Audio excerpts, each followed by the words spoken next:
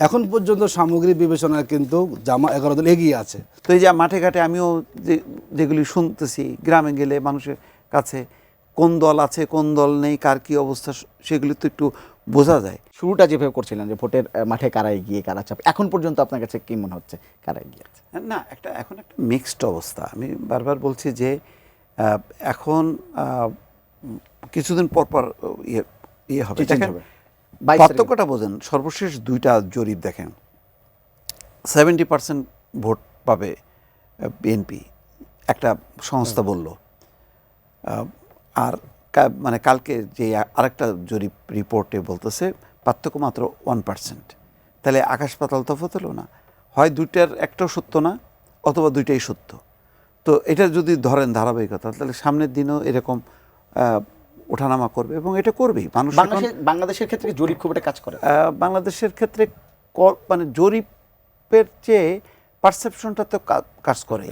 কারণ দেখেন, এই যে শিক্ষা প্রতিষ্ঠানে যেমন বললেন, আরও যে 2টা প্রতিষ্ঠান হয়তো, এই 2টা প্রতিষ্ঠানে কি কেউ বলবে যে এখানে ছাত্রদল জিততো? না, শিবিরই জিততো। এটা হলো পারসেপশন, এবং এটার বাস্তবতা আছে। তো এই যে মাঠে ঘাটে আমিও যেগুলি শুনতেছি, গ্রামে গেলে মানুষের কাছে কোন দল আছে কোন দল নেই, কার কী অবস্থা, সেগুলি তো একটু বোঝা যায়। তো একটা রাজনৈতিক দলের প্রতিষ্ঠিত নেতারা বা কর্মীরা তারা কিন্তু বুঝতে পারে না। কিন্তু আপনার যদি অ্যাক্সেস থাকে সবার কাছে, আপনার যদি রাজনৈতিক পরিচয় না থাকে, তার পক্ষে কিন্তু খুব সহজেই ধরতে পারবেন। আতিকুর রহমান, পারসেপশনের কথা বলছিলেন, তারেক রহমান আসার পর একটা পারসেপশন চলে এসেছে বিএনপি অনেকটা এগিয়ে গেছে, তাই কি?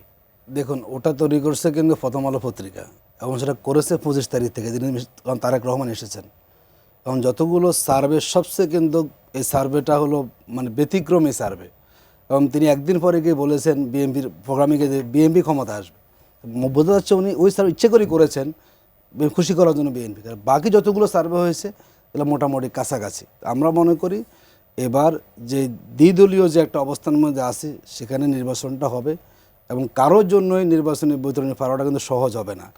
এবং আমরা আশাবাদী যে 21-22 তারিখে আবার নতুন নির্বাচনী কৌশল শুরু হবে। এখন পর্যন্ত সামগ্রিক বিবেচনায় কিন্তু জামা 11 দল এগিয়ে আছে। যদি সব ভোট যোগ করা হয়, প্রায় 45% মানুষের সমর্থন কিন্তু বিএনপি, জামাত সব এই দলগুলোর প্রতি সেখানে আছে।